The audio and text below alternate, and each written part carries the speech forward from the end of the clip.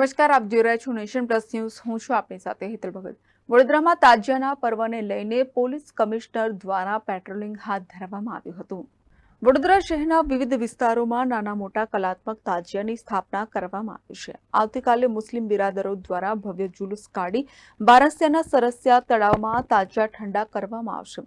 તાજિયા વિસર્જન જુલુસ દરમિયાન કોઈ ઘટિત ઘટના ન બને તે માટે શહેર પોલીસ તંત્ર દ્વારા ચુસ્ત પોલીસ બંદોબસ્ત ગોઠવવામાં આવશે. શહેરના 4 દરવાજા વિસ્તારમાં પોલીસ દ્વારા પેટ્રોલિંગ હાથ ધરવામાં આવ્યું હતું.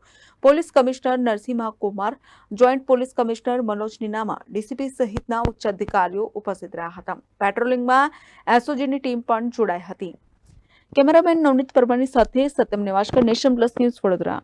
સમાચારોના સતત અપડેટ મેળવવા માટે અમારી નેશન પ્લસ ન્યૂઝની યુટ્યુબ ચેનલને સબસ્ક્રાઇબ કરો, બેલ આઇકન દબાવો અને જોડાયેલા રહો ફેસબુક, ઇન્સ્ટાગ્રામ અને ટ્વિટર પર.